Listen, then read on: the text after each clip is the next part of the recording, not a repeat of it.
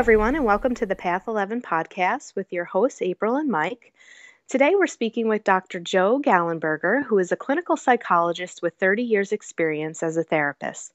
In 1992, he began to investigate psychokinesis, which is the ability to influence matter, to do things such as bend metal and grow seeds in your hand in minutes, just by using the power of your own energy.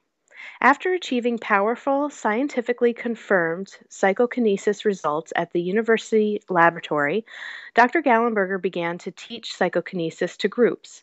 He has hosted 70 Inner Vegas Adventure workshops where his students achieve dramatic healing, strong influence over dice and slot machines, and many marvelous manifestations in their lives at home. Joe is a senior trainer at the Monroe Institute and created its popular MC² program, which teaches psychokinesis, energy healing, and manifestation. He developed Sync Creation, a home study course in manifestation.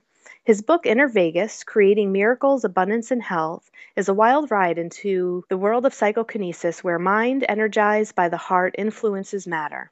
His binaural beat meditation exercises, available on CD, and his downloads include Liquid Luck, Abundance Waterfall, Partners Meditation, and Manifesting with Hemi-Sync. Gallenberger distilled his decades of wisdom about creating your dreams into a quick and effective meditation exercise called Liquid Luck for immediate results. With its release on CD, tales flooded in describing instant success. People reported receiving money from unexpected sources, winning lotto and raffle tickets, selling houses in an hour, having businesses take off, solving intractable problems, receiving brilliant ideas for inventions, and many more wonderful stories of manifestation. His newest book, Liquid Luck, The Good Fortune Handbook, shares these extraordinary stories from ordinary people. Plus, he covers how happiness, gratitude, compassion, praise, love, and feeling abundant are essential to powerful abundance creation. He reveals how to enhance these qualities and transcend the limiting beliefs and emotions that usually keep us confined to old fear-based patterns. His knowledge and inspiring stories show us that we can indeed be miracle workers in our own lives. A dynamic, heart-driven speaker, Gallenberger is in demand internationally as a workshop presenter. He has been a guest on more than 50 radio shows, including 3 appearances on Coast to Coast, and now he is a guest here on the Path 11 podcast.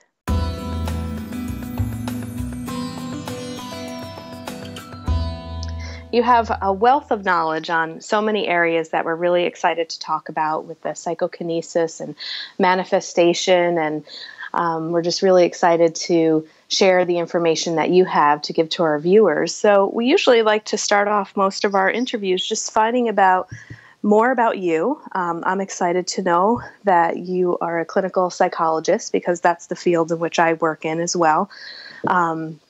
I do mental health counseling, so I always love it when we have somebody on that I can kind of talk to about that subject. So I'm really curious to know, how did you go from the world of clinical psychology and then coming into this whole other realm of manifestation and then developing some of the projects that you developed at the Monroe Institute? So if you want to just take us from the beginning, that would be great. Okay, sure, April. I think I got my degree in clinical psych in 1979, so this is going back a ways. But within that, I started a psychology practice and was psych service director at a mental health center. Pretty quickly in my professional life, I began to weave in a technology called Hemi-Sync, which people listen to on headphones, because Hemi-Sync is non-denominational, non-dogmatic. You don't have to have any particular religious belief for it to be effective. And just slapping on some headphones and listening for 10, 15 minutes, people are able to relax really, really well. That's very helpful in clinical psychology practice in general for everyone, but also specific to anxiety states. At that point, there was post-traumatic stress disorder from Vietnam kinds of treatment going on, numbers of things, where I found this more effective than hypnosis, easier to apply. They could take it home with them for practice. So that began to kind of interweave with my clinical practice. Meanwhile, I'd read Bob's second book, and I had done out-of-body work as a child myself, so I was very interested in his out-of-body experiences. Found out about the Institute and went up there to begin to take their meditation programs, starting with Gateway. Loved it. It was one of the most profound weeks of my life. So pretty quickly began to take some of their graduate programs and wondered how it would be, how one could become a trainer up there. So as I gave my information to the Institute, they decided they would like me as a trainer. So probably 23 or more years ago now, began to train their programs and start to split my time where I would go up there 10 weeks a year and do my clinical psych practice in my town in North Carolina the rest of the time. And that went on for quite a few years. Within that, working with Bob Monroe, I began to help them develop several different kinds of programs. And within there, which we'll probably take a break before talking about, discovered the psychokinesis work and then began to develop that. And where I am now, I guess for the last 7 years, I've been doing meditation work only of my own in Monroe, and I've faded out of the clinical practice that I had after about 30 years of seeing patients. Great. And can you define what psychokinesis is? Maybe we can go into this subject area first. Sure. Psychokinesis and telekinesis are the same thing. People use both words for it. And it's to affect physical matter reality with, some people say, with your mind. I think that's a little inaccurate. The mind sets the intent, but I think it's you're affecting physical matter with your energy. Particularly, I've found that the energy of deepest love, heart energy, is the most powerful energy we can use. So when we talk about psychokinesis, there is micro PK, if you will, working to affect things like random number generators, atomic uncertainty. They study that a lot in the labs at universities. And then you move into what we call macro or big PK, which would be bending metal or plastic with your mind, growing seeds in your hand in a few minutes, rolling Dyson patterns, those kinds of things. And so my interest has been in both the micro PK type of things in scientific labs, but working with Monroe Institute and my programs that I do on my own, we do some of the macro PK, particularly in casinos. And do you want to give a little more description on what the MC Squared program is over at the Monroe Institute? Sure. I'm going to put that in context a little bit for you, if it's okay. I began at Monroe to see that people seem to have the energy, being able to send this energy that I would call PK energy, was the same as is often used in energy healing. So people could have the intention to help someone else take away their headache, send energy through their hand to the person's head, and then the headache would go away. That interested me a lot, but as a scientist, it's very mushy. You don't know if they did it, you did it, it was going to go away anyway. What the first exciting link was for me is when we went into psychokinesis states to affect dice at Monroe Institute, it seemed to be that same energy as energy healing, but the study ability of the dice and things is much greater. We know statistically exactly what should happen by chance. So that started there, and then I went to university labs to do further psychokinesis studies, then out to Las Vegas personally to kind of get a black belt in PK, if you will, to really learn how to do this regularly, consistently, powerfully. And after a few years began to teach people in Inner Vegas Adventure workshops. We've done over 75 of those now, how to do this themselves. Pretty quickly, within a year of finding that worked really well, I wanted to expand this to the other types of PK and bring in the healing even more. So I approached Monroe Institute to do a program based on the kinds of things we were seeing in Vegas. And we call that MC Squared for Manifestation and Creation Squared. So I worked with Laurie Monroe at that time, was director of Monroe Institute, myself, Monroe Products, to develop Hemi-Sync exercises for deep meditation that would be conducive for this, set this up in a 6-day program where we have healing circles where everybody gets a chance to be in the middle, then a circle for our friends and loved ones, another healing circle for the earth. We've had tremendous reports of healing within that. We also brought in the rolling dice and patterns. We've had results there at MC squared at, I think, 30,000 to 1 by chance. For that task, we've gotten to a place where almost everybody in the workshop, I'm going to be doing another one next week, ends up finding that they are able to bend metal with their mind with a little physical assistance, grow seeds in their hand, light light bulbs, and it's been interesting in the last few years. Another university has begun to study what we do at MC squared and appear to be able to measure some kind of new energy that is being transferred during these psychokinesis tasks. So the data in that is in pilot, but it looks like we're, I think, at about 4 in 1,000 by chance this kind of jumps would happen on the machines. So it's quite a significant result, because 1 in 20 is enough to get a drug approved, or 1 in 100, that kind of level of doing things better than chance. So MC becomes a real delightful program. We have a maximum, usually about 24 participants. It happens in Virginia at the Monroe Institute campus. Patty Ray Avalon has been my co-trainer for at least 10 years within it. She worked as a Brennan Healing School faculty teacher. So she and I together put on quite a show in terms of all this manifestation work and healing work. And people really expand their belief systems about what we can do as humans, what the nature of reality is, how much we can affect our physical matter reality, and how we can manifest in our lives. And so people come in thinking maybe it's about spoon bending, and end up finding out it's very transformational in terms of their own consciousness, their feeling of power, their effectiveness.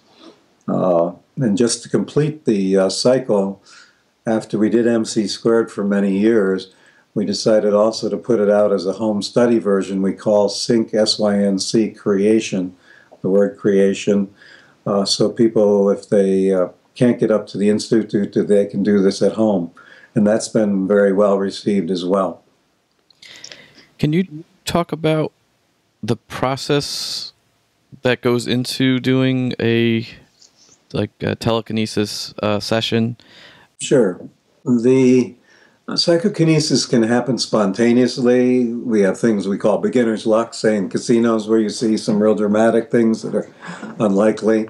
It can happen spontaneously when there's a critical need for healing, or even if you think of the woman lifting a car off of her child that might be pinned underneath it, that may have some psychokinesis parts to it.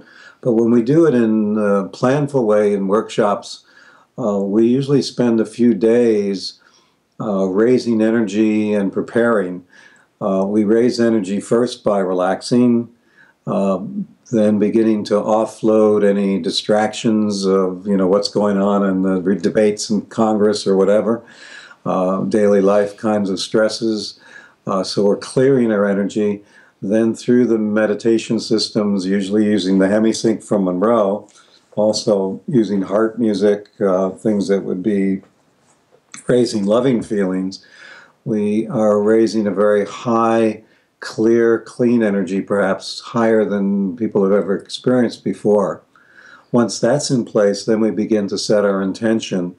And intention, Michael's kind of an interesting dance between very strong desire and clarity about what you're wanting to accomplish, and then letting go and allowing the energy to flow the best way through your own higher self, your own unconscious, because the ego is never going to figure out how to get dice to roll in a pattern, or how to get metal to bend, or how to accomplish the healing. So, but we do use clear intention, then letting go of that. At MC squared and in the Vegas Adventure workshops, Usually we're doing this in a setting with a group, so the group kind of supports each other, inspires each other. The trainers at MC Squared, myself and Patty, we never do ask the group to do anything we wouldn't do ourselves, so we usually demonstrate first, and that begins a shift, where the person has bought their own metal. They know it's not sleight of hand. They're holding it in their hand. They can feel it change. Usually people express it getting a little more oily, a little more warm, and then they feel it go kind of limper, like a noodle, even though it's been a very strong stainless steel fork or spoon. And once you've had that in your hand and you did it yourself, your beliefs change. But it's interesting, Michael and April both, when we go into doing these programs, we do interviews with everybody individually the first day. Often people say, gee, I'm afraid I'm going to be the only one not able to do this. And as we go deeper, most people are afraid they will be able to do this, because to do this really changes how you look at the nature of reality.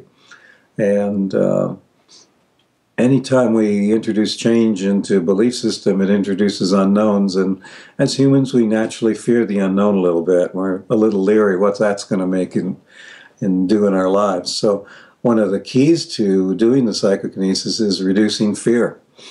And we do that through meditation and pep talks and other kinds of things, showing what's possible. And then we get going that way. Well, and I think it's great that you guys are taking the time to research and study some of this, because I would assume that there would probably be some skeptics out there would say, well, how do we know that the metal that they're using at the Monroe Institute isn't something, a different type of metal that if you heat it up in a hand that it will bend, or, do they have certain light bulbs that are tricky? And, I'm sure there's always going to be people out there. So how do you, well, of course, the first thing is to be as open as possible and say to everybody, you can bring your own metal, you can bring your own light bulbs, bring your own seeds, that type of thing. The folks are, of course, allowed to very carefully inspect the metal ahead of time and try to see if they could move it by force. And the heavier stuff we use, even, strong muscle man can't get it to budge. So we answer that way. There is an interesting book by Chris Carter called Science and Psychic Phenomena, Fall of the House of Skeptics. And he goes through the literature for PK, for remote viewing, for many different psychic things that have now been, I think, well proven beyond the shadow of scientific doubt.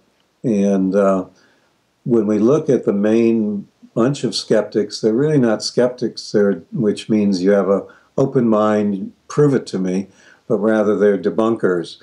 Their main organization, for example, their charter prohibits them from doing any of their own experiments and prohibits them from looking at the data of anybody else's experiments, and yet they keep proclaiming this is all bunk. And they do have the ear of politics and media, so you still hear that out there, but they've done some studies where they ask scientists, how many of you believe that PK may be possible? And we get 7% of scientists saying this might be possible, particularly under the new quantum physics models of reality. So I don't worry too much about the skeptics you'll never convince, but for people coming to MC Squared or to the Inner Vegas Adventure, taking Sync Creation, it's totally fine to come with a good dose of, I got to see this. I'm going to have an open mind enough to believe it may be possible, but I want to control for cheating, I want to control for fraud, I want to control for other things and make sure that this is real. And we embrace that because we like people to be discerning. We're not trying to bamboozle anybody. So can you also tie into some of the things that you're describing? Remind me a little bit of some of the things that I've read in Law of Attraction about kind of, having that intention, putting it out there, and then letting it go, not being too attached to it. And how do you tie in kind of your theories of manifestation with the psychokinesis and all of this energy? Okay, well, again, I feel that the psychokinesis energy And energy for energy healing and the energy for manifesting is the same family, if you will. So the processes are very similar. Each thing you approach, you might approach a little differently. For example, if I was healing a favorite pet, I'm going to have a lot of love feelings flowing there that I might not have toward a fork, if I'm bending metal. But basically, same kind of energies are flowing. How they fit with law of attraction and the movie The Secret, I think, yes, visualizing is very powerful. Like attract like, the law of attraction is true. Where they tend to fall off, in my opinion, would be that for most people, there is a backlog of shadow issues, we could call them fears, limiting beliefs, that will prevent a lot of the manifestation that they would like to happen from coming true, particularly if the manifestation is highly important, such as curing a health problem that could take the person out or is causing lots of pain. Or another one might be going into a much higher level of living, which would make your tribe a little anxious. What are you doing changing on us? A much different career. Those kind of things. At that point, where MC squared, I think, gets to be elegant, and the home study as well, is we use the deep meditation states to actively address fear, feelings of lack, feelings of guilt, limiting beliefs, things that would be in the way of manifesting, that when you try to apply the law of attraction would be there unconsciously, sabotaging, if you will. And this can be important. I can give you a little example. A fellow I know working at the Institute wanted a different job in addition to what he was doing as a trainer. And he wasn't having much luck getting a new job. And we just said to him, well, what would you really like? And he said, well, gee, I'd like a job about 2 months a year in beautiful weather surrounded by pretty women. And so he said, okay, put that out in this manifestation state type of energy. And he got a call from somebody in high school that he used to know, took him out to lunch twice, paid for lunch, and sold him his business, which was an advertising boat on the North Shore of the United States. And a pretty girl in a bikini drives the boat. One side of the boat would have an ad for, say, Coca-Cola or something like that. The other side of the boat, a local restaurant. By the end of the year, he had 3 boats and a Lexus. The season is about 2 months a year. But for most people, as soon as you say 2 months a year, that doesn't equal job. And that they would be limited by not being able to expand their concepts enough. The way I was trained, hard, unpleasant work equaled money. As a kid, I pulled crabgrass for 25 cents an hour initially on my job. And so even to be able to expand your beliefs enough to hold what your heart would really, really like and to feel deserving of it, those kind of things are necessary before you apply the law of attraction. Does that make sense? Yeah, so you're saying that the desire really needs to be strong within the person. Because like when I hear these stories, I find it so fascinating. How does this happen so quickly for some?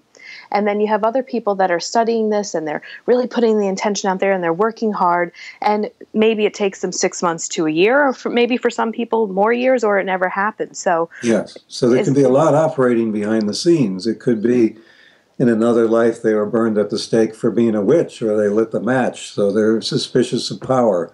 It could be in this life they were pretty psychic when they were little kids and their family was very anxious about that and shut them down. Or when they reached teenage years, they didn't want to be different from their friends. The Chinese recruit kids, and they find that kids from rural areas are more psychic than from cities, and that for many people it shuts down around early adolescence. So you have all that going, as well as, say, somebody has read The Secret, now they want a new job, and they're saying, okay, I want a new job, and they're focusing maybe on more money. But in the background is all their feeling of, I really don't want to work in the first place. I hate taking orders from people. When you think of more successful jobs, it often involves more hours, more responsibility. All that is putting a drag on their visualization, if you will. They may not even be aware of some of that. So again, and you get some people, there was a woman who's won, I think, every contest she ever joined into, and she's got some YouTube videos, and you can see she's just a naturally grateful, ebullient, positive person. And some of us are fortunate to be born that way. Other folks who are trying to do this work have depression, have a feeling in their life. You know, one of the things I say to people is, how many of you are seekers? And many people's hands go up. I say, wouldn't you rather be a finder? It's a different energy. So when you talk about people who might have spent 2 or 3 years or a decade doing this, it may be that they're holding on to the seeker energy too high, tightly, and they haven't been able to move to, I'm a finder. So there's many things that could go on. That's why we use personal coaching in the home study course. That's why we use a lot of group discussion in MC squared, because people usually do find it can be a little tough to do this on your own.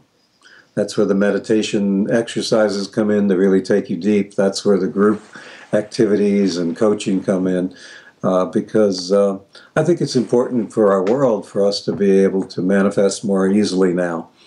And I got a new grandchild, my first granddaughter. I'd like her world to be a beautiful one.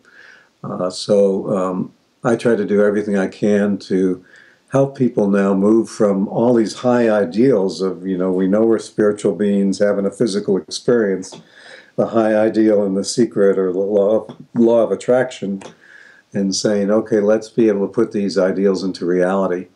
And there are ways. It's not that difficult, but you got to have the right tools. It's, you know, April, if I tried to jump over a door, I could try 20 years and never get over the door.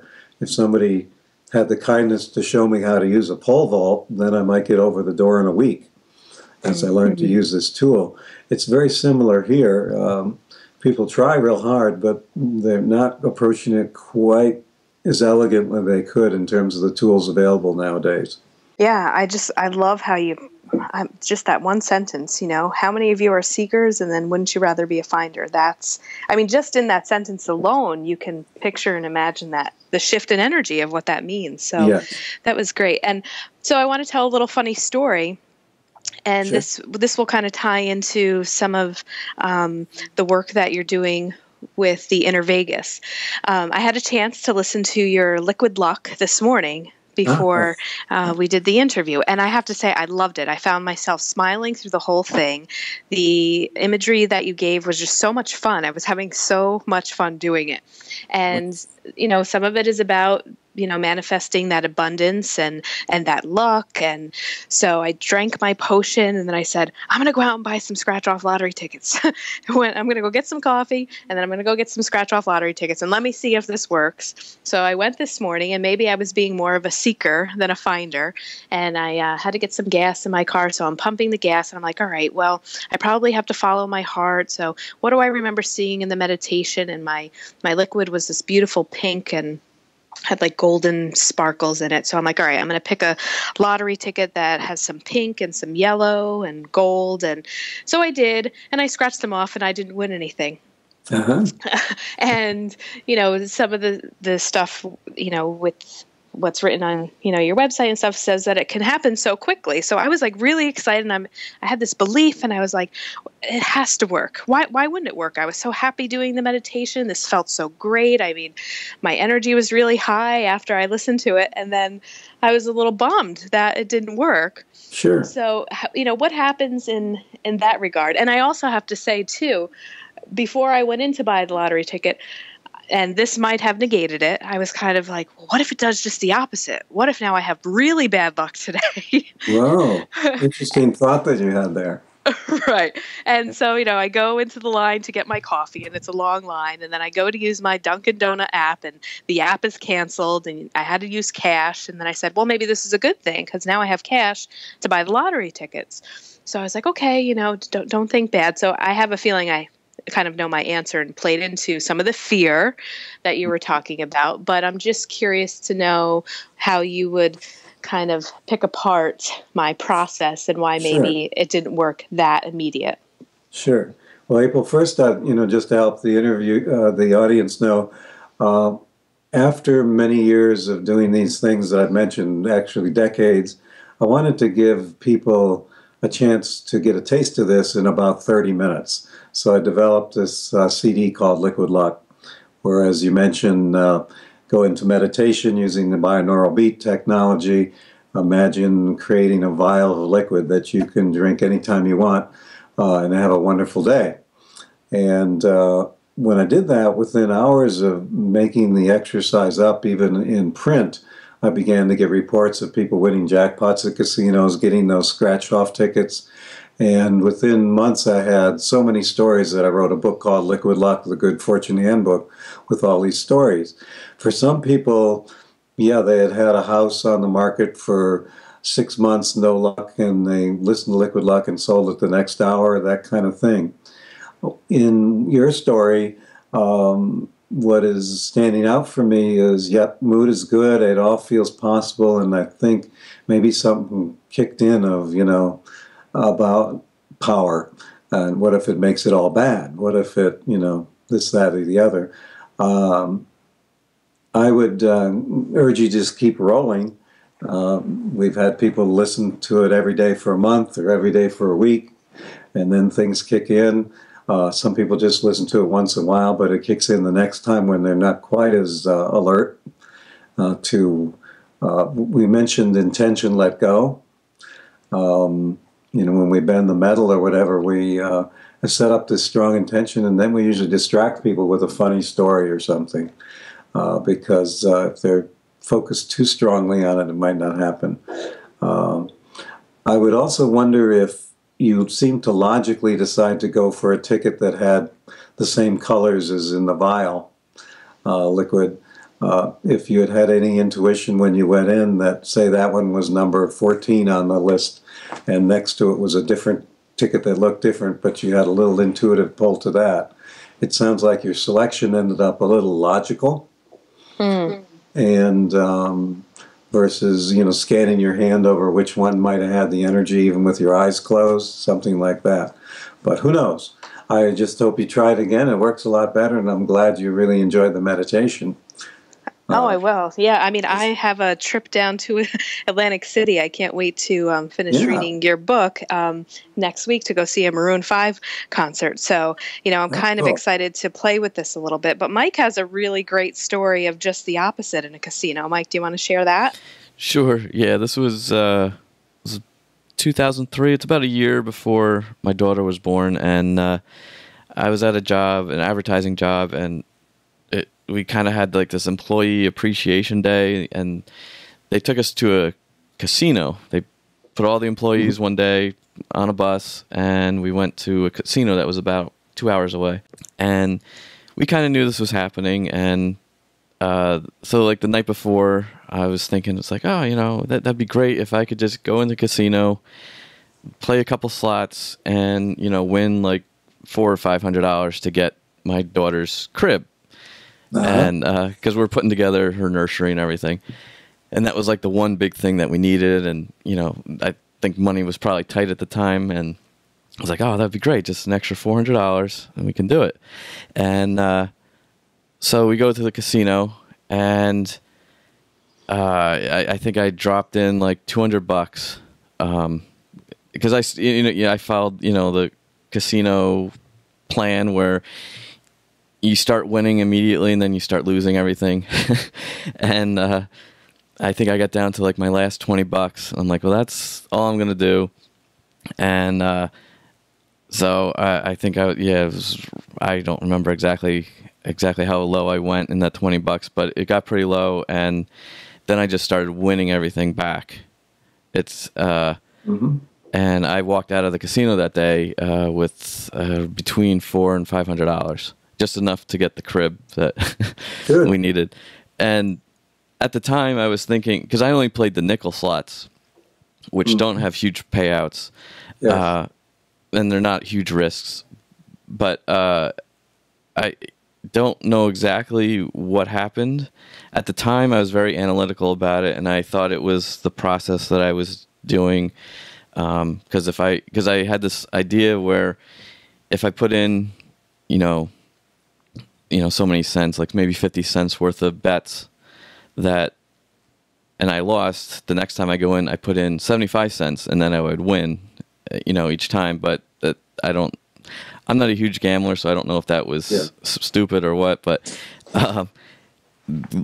later on, when I started watching The Secret and learning about law of attraction, I think it was more the momentum and the pre-thought of going in there with this idea of getting, a certain amount.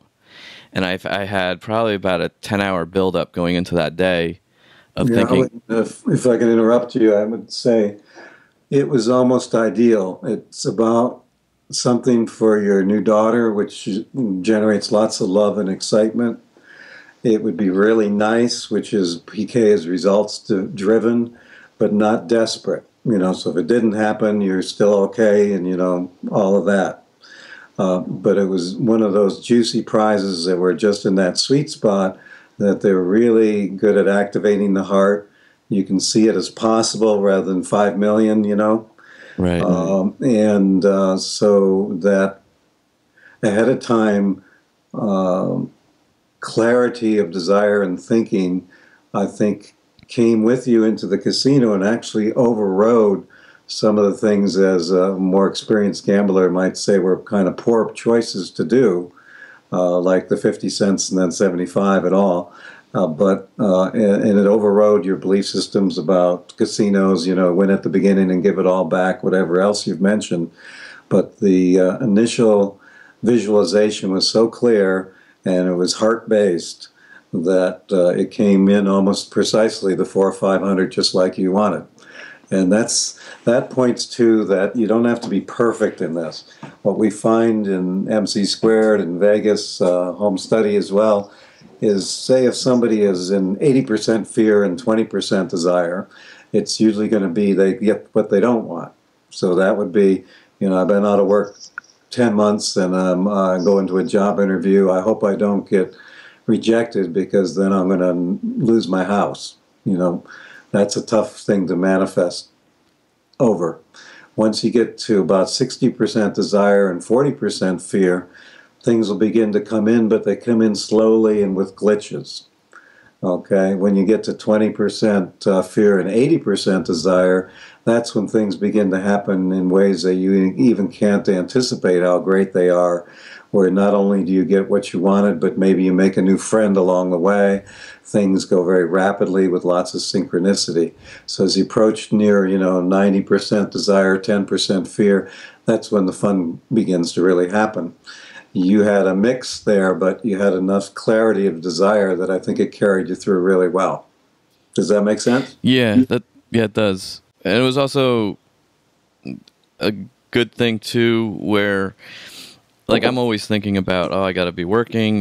This was, they kind of gave us a day off. We didn't have to do any work that day, so I think it was a Friday, so it was almost like a 3-day weekend, and it was just that not having that fear of not working, and it also played into it, and it was kind of a step out of, I guess, a normal reality day.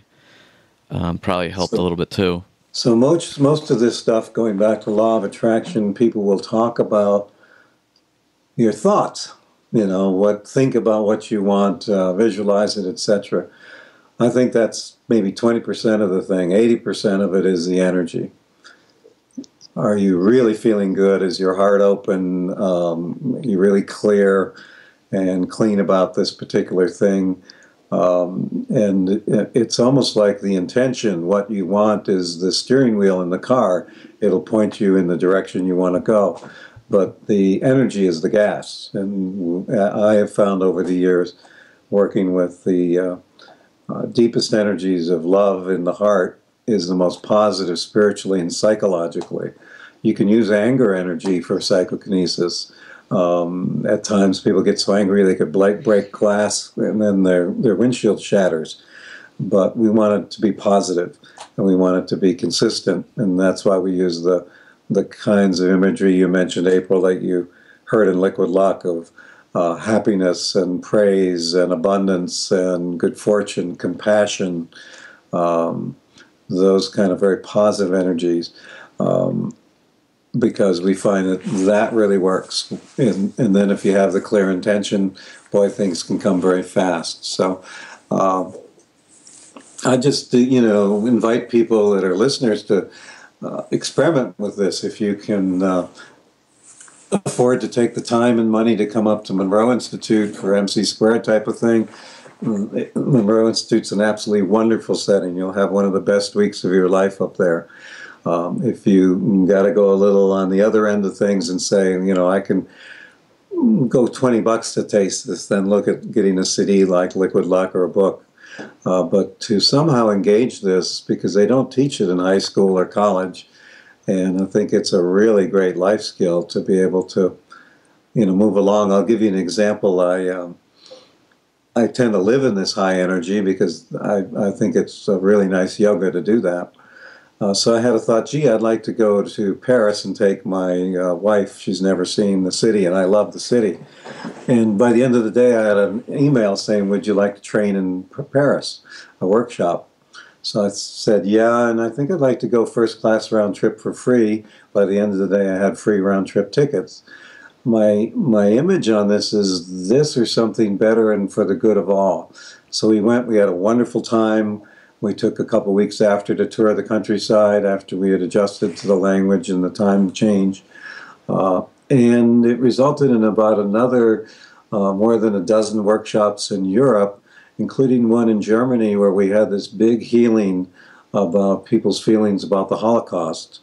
And then another workshop in Cyprus where there were people that were critical in the negotiations between Greek and Turkish Cyprus to try to heal the conflicts over there. So you begin with a thought, gee, I'd like to go to Paris. If your energy's high, the universe will take you on this whole journey where you'll get what you wanted or something better, and it'll be good for you and all those around you. That's the way I think we can live from now. Things happen still, negative things. Your cat might die or whatever it would be, but you handle them very differently. And almost everything gets to be an opportunity for greater love, greater connection with other people, greater healing psychologically and physically, and greater abundance financially and in other ways, such as friendships. So it's a great way to live, and that's what I just like to let people know. It's about more than bending a spoon, if you will. Right. But that can be great confirmation. It can be a great feedback device that you're not just making it all up and that this is real.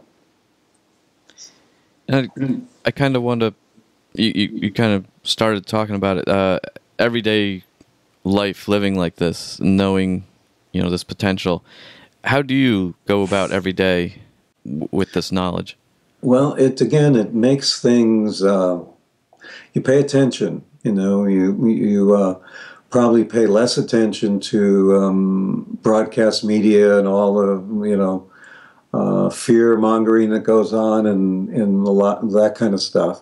You pay less attention to the people in your circle that tend to be negative and restricted, and you begin to fill your life with more people who are empowering and learn how to handle those who aren't. By reducing your time with them or speaking your truth or whatever you need to do. Then within that, I really access a lot of my support is from the beauty of nature. I'm fortunate to live in the North Carolina mountains that are gorgeous. But wherever you are, get some beauty going through music, dance, nature. Within that, then, things happen like the Liquid Luck. I'll mention that. It was the first CD exercise I did on my own. I had worked with Monroe Products and some other ones before that. And so I thought, gee, I'd like to do this. And first thought that popped into my head was to call a guitar store in town. Didn't make much sense, but I called them, and Yep, they knew a guy who had a great sound lab where I could voice the thing. I went there. He said, "Oh, I know the greatest person to make the CD, this production company." And basically, in a day, this whole thing was done. The voicing took one take with one word changed. Everything went smoothly, sweetly. And that's how it tends to be most of the time, that the things in life that might usually be kind of an effort or a struggle get to be smoother and smoother with more grace, more blessing, more synchronicity happening. And then again, when things that are we might consider negative come along, they're handled differently. My brother John died of an ALS, the Lou Gehrig's type of disease, not this March, but March before. And his wife and I and my wife held him, and it could have been a rough death because you lose the ability to breathe, so it's like drowning. Instead, he joked with us a little at noon. He was dead by supper, and as we held him, he was very peaceful, and we felt this incredible bond, the three of us, plus could feel his spirit leave, and we were filled with lovingness. There wasn't the usual tearing apart of your heart that happens with grief. So things positive and negative, as we usually define them, continue to happen, but your attitude and what you do with them is radically changed when you live from this kind of energy. That was beautifully said too. And, like you're talking about, Joe, it's more than winning slots and, bending metal and really trying to take this into your day-to-day work, day-to-day life, and the way that you're connecting and communicating with people. So I think that was beautifully said. Thank you. Yeah, when people come out of MC Squared, for example, at Monroe, what they're celebrating is being with like-minded people, celebrating a feeling of renewal, an increase of faith in humankind, an increase of faith in themselves, a much improvement in energy, real uplifting. And they'll wag that spoon right in front of you and say, "Look at this," and they're really excited to go home and show family. At least the ones that might be receptive and not think it's of the devil. Right. Now, I want to tease you a little bit about your Sure. Inner Vegas book, and how are like casinos not coming after you to say, "Stop teaching this. We're going to lose money here." Well, it's an interesting thing. We're very positive in our energy, so that this casino staff welcomes us. I feel anytime I meet as a group with people who are privileged to do that, other people around the world who don't have that privilege should benefit tangibly. So we started a blessing bucket in the first Inner Vegas adventure, and we've raised over $100,000 for charity. Some of that, for example, there was a woman who was a dealer in Vegas whose daughter was hurt in a car accident real badly. One leg severed, the other crushed. Some friends had died. We raised, I think it was $3,200 in an hour money to give to her, which allowed her to stay home with her daughter during recovery. And we sent energy, and the daughter adjusted really well, ended up on Oprah, I think it was, talking about teenage driving. Things like that. So we have a reputation for bringing a candle into the darkness, if you will, and lighting it. So the crews love us. The management, two casinos we've gone to before did ask us to leave eventually. The current one has been with us a good while. A good casino house likes winners. They might even film us and say, "Well, gee, after you leave, a whole bunch of people jump on the table. And while you're there, that part of the casino gets more crowded. So, we're not worried about what you do, because we bet very small amounts of money there. We're not out to kill them. So we're making $5, $10 bets for people. And the money scale out there is very different. They may have $2.6 billion in the vault under the MGM properties on a given weekend. And so they say, "Joe, if your group takes us for 10,000, we're fine." And can you describe like what kind of group do you bring in? I mean, what exactly are you guys doing? Are you playing more with the dice, or are you manipulating the slot machines? Can you describe what that's like? In Inner Vegas Adventure, we send a preparation manual with some energy exercises, as well as talking about the game a little bit of dice. We limit it to a maximum of 16, plus my wife and I, she's been out 50 times with me, are trainers, because we get tables on dice just reserved just for ourselves, and the maximum you can fit around there is the 18. So it's a small group. We get out there and we spend the first day talking about psychokinesis, meditating, getting to know each other, then talking about the game. Again, maybe 20% on the rules, but 80% on how we create this amazing energy. When we go to the tables, basically, if you're connected to the earth, one with spirit, one with everything, feeling grateful, abundant, you tend to get rewarded with money within seconds. If you go into greed, fear, and ego, you tend to get punished by withdrawal of money. So it's a very quick feedback in how to live in a more enlightened way. Meanwhile, as the energies are high, we get spontaneous healings. We've had people wake up the second day of the workshop pain-free from post-polio syndrome for the first time in 20 years. Different things like that. So people are celebrating better feelings in body, mind, and spirit, and we never know. I just came back from a group where over the course of the workshop, by the end, everybody had won. The workshop before that, everybody, I think, won every session. The workshop before that, everybody won. Sometimes it doesn't go that way, but we usually have an experience that's very positive. And over the 3 days, people learn a lot, and they've gone home with this feedback training, and they get home and they see things different in their life at home, maybe with jobs or soulmates or health. So it's a rock and roll adventure. Takes a little courage, but we create a very loving space within the casino environment. And they do watch us. One thing Vegas does is record things mostly by the person's name and their face. And pretty much I bring people from all around the world, and each time the group is different. So it's not getting tracked all to one person. And that, I think, helps us continue to play. But we never know when we might be invited to do otherwise. But so far, so good. Yeah, it sounds like a lot of fun. Yeah, and I did want to mention the word focused on dice. Then people do the slots, and they're very amenable to PK. I'll ask for, say, I'm going to manifest a royal flush in hearts, which is 160,000 to 1 by chance, and get it in the second or third pull. We have people, as the energies get high in the workshop, also hitting the slots, hitting jackpots like royal flushes and 4 aces and things at a greater rate than chance. And they have some fun with that. And is that happening on the slot machines that are computer generated, or the older ones where it's more of a machine operated? I think they all are computer now out there. They use a random number generator, and we know random number generators are affectable by consciousness. There's something called the Global Consciousness Project, where generators around the world jumped during Obama's acceptance speech, during 9/11, during times when 1 billion people focus in one direction. The slots use what's called a pseudo-random number generator. It's using a mathematical rather than an atomic root, but they seem amenable to PK. And so, for example, one time I went to the dice table, one of the first times I was out there alone, I had a target of 6. And I rolled very high percentages of 6s for 2 hours.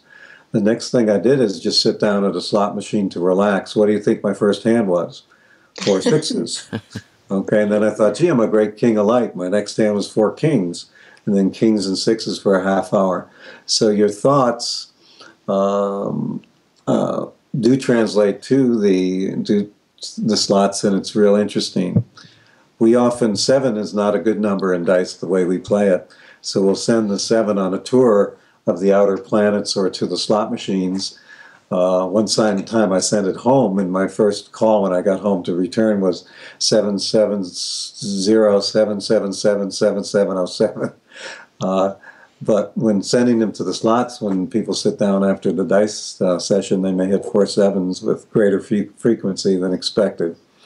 So we have a lot of fun. Wow.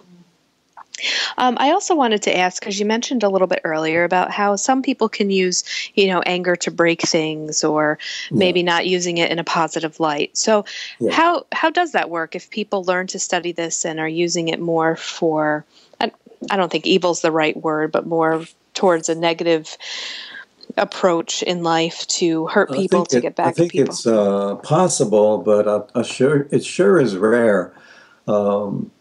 Most people are good folks and good-minded and would rather be positive than negative. If most people have some negativity, it's more around fear, Jesus, this won't work, or I really need the money, and, that type of thing. But somebody who's saying, I want to use it to kill something like weeds in my yard or something like that, let's pick on that, I think they would find it not work very well, not be as consistent, and pretty soon they would not feel very good inside. We find that in other psychic tasks where they have remote viewers, for example, looking for information, but if they move into a place of trying to do negative influence on other countries or leaders or things like that, the reports tend to be, we don't want to do that. Doesn't feel good. And so I have not come across maybe the exception of one or two people in 40 years who are any good at all at projecting it negatively on purpose. I have sure come across people who are Eeyore kind of folks who can bum out a party, bring everybody's energy down because their energy is so negative, but they're usually not aware of doing it. And if they get into PK tasks, I've not seen somebody, say, bend metal from that energy. Right. Well, we are running out of time, so I'd like to just wrap up with you. Would you like to let our listeners know where they can find some of your information, some of these great books and your workshops that you're doing? Sure. Well, we've mentioned Monroe Institute quite a bit for MC Squared. Their website is monroeinstitute.org, O-R-G instead of .com. My website, easiest one to get to would be Sync, S-Y-N-C, like in the word synchronize, and then the word creation, creation.com, syncreation.com. But if you Google Liquid Luck or Inner Vegas book, my name will come up and the website will come up. So my books are on Amazon. The CDs are available only for Liquid Luck. I have one called Abundance Waterfall. 2 new ones coming out in about 2 weeks called Radiant Heart and Healing Heart. All of that is available on my website. InnerVegasBook.com will take you there as well. So several options, but if you Google any of that, I'll come up. Great. Thank you so much. This was such a fun interview. And I enjoyed it. I appreciate you having me on, April and Michael. Great. Thanks so much, Joe. Yeah, thank you. You're welcome. If you'd like more information about our films or to purchase our DVDs, you can head on over to our website at thepastseries.com. They're also available to purchase on amazon.com. Our films are also streaming online at vimeo.com, GaiamTV.com, and iTunes. If you have a show suggestion or would like us to interview someone specifically, please feel free to shoot us an email at info@thepastseries.com or send us a tweet at thepastseries. Please rate and review us in iTunes and subscribe. We hope you enjoyed the show.